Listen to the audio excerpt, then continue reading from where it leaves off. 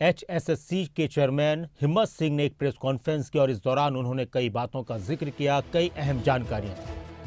नए सीईटी पर उन्होंने कहा कि जल्द ही फैसला आएगा, कैबिनेट ने मंजूरी दे दी है, आयोग तैयार है। एग्जाम के लिए सीईटी में वन टाइम रजिस्ट्रेशन किया जाएगा, वार्षिक रोजगार कैलेंडर भी जारी किया जाएगा, एक मुश्त समाधान शिविर लगाए जाएंगे। चेयरमैन हिम्मत सिंह ने कहा कि हमने 36,000 युवाओं को नौकरी दी है और हमें सिर्फ 56 से 57 दिन काम करने का मौका मिला। कैबिनेट से पास हो गया, नोटिफिकेशन होगा, जल्दी से जल्दी जितना जल्दी हो पाएगा। मैं टाइम तो क्योंकि मेरे कमीशन के लेवल पे कुछ भी नहीं है तो मैं नहीं वो कर सकता, लेकिन बहुत जल्दी होगा। वो एनटीए वाला ही रहेगा या वो भी तय करेगा? वो सरकार को डिसाइड करना है, वो हमारा मैटर नहीं है। सीईटी बेसिकली सरकार ने करना है तो वो है, लेकिन कोर्ट में क्योंकि हमने 31 दिसंबर तक का बोला था तो वो भी है। हो सकता है हमें एक्सटेंशन ऑफ टाइम के लिए भी जाना पड़े क्योंकि कोर्ट में स्टेटमेंट दिया था, लेकिन कुछ प्रोसीजर है जो लेंथी हो जाने हैं। अब तो मेरे ख्याल से बिल्कुल लास्ट स्टेज पे है, कोई ज़्यादा टाइम नहीं लगने वाला। वन टाइम रजिस्ट्रेशन का जो भी अब नेक्स्ट सीईटी होगा उसमें हमारा एक ऐसा कुछ प्लान आउट करने का सोच रहे हैं कि वन टाइम रजिस्ट्रेशन हो। वन टाइम में ये कि कैंडिडेट को एक ही बार रजिस्ट्रेशन करना पड़े और वो उसका थ्रू इट लाइफ वही चलेगा।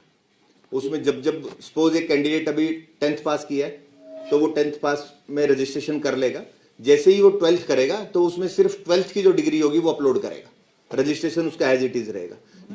जैसे ग्रेजुएशन कंप्लीट करेगा तो ग्रेजुएशन, और जब जब उसको एडवर्टीजमेंट हम पब्लिश करेंगे तो वो वही उसी पोर्टल से अपलोड कर पाएगा। अभी जो वो है जो हमने एडवर्टाइज किया उसी के अकॉर्डिंगली चलेंगे, उसी के अकॉर्डिंगली चलेंगे। अभी तो ऐसा कोई डिसीजन ऐसा नहीं। कितनी भर्ती पे होंगी सर? 2025 का होगा कुछ? अभी रिक्विजिशन पे डिपेंड करेगा। मैं तो नहीं रिक्विजिशन का अभी तो वो नहीं है।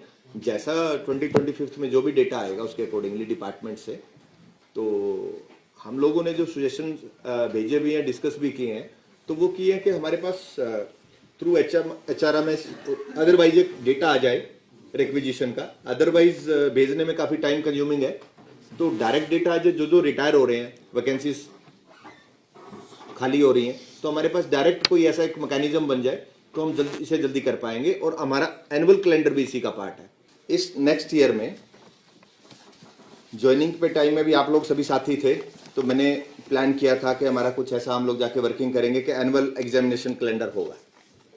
वो बिल्कुल हम उस पर काम कर रहे हैं, और क्योंकि ये डिपार्टमेंट से भी रिलेटेड है, सिर्फ हमारा ही पार्ट नहीं है इसमें। रिक्विजिशन हमें टाइमली आए, तो हम सरकार से भी बात कर रहे हैं कि हमें टाइमली रिक्विजिशन आए और उसी के अकॉर्डिंगली हम इसका प्लान आउट कर लेंगे। बड़ा जल्दी इसमें एनुअल कैलेंडर डिक्लेयर करेंगे हम लोग। सेकंड, एक ग्रीवेंस पोर्टल। हमारे कमीशन पे ग्रीवेंस का बहुत बड़ा नंबर था, जो ग्रीवेंस आते थे बच्चों का। आप लोगों को भी सबको एक्सपीरियंस है, बहुत लोग आते थे। वो नंबर काफ़ी हद तक डिक्रीज हुआ है क्योंकि हमने रिजल्ट के लिए टीजीटी रिजल्ट और ये 24,000 का जो रिजल्ट निकाला है उनके लिए हम लोगों ने ग्रीवेंस पोर्टल ओपन किए, जिसके बहुत अच्छे रिजल्ट्स आए। तो हमने डिसाइड ये किया है कि बड़ी जल्दी और मोस्ट प्रोबली जनवरी में ही हम ग्रीवेंस पोर्टल ओपन करेंगे कैंडिडेट्स के लिए, तो उनको कमीशन विजिट नहीं करना पड़ेगा।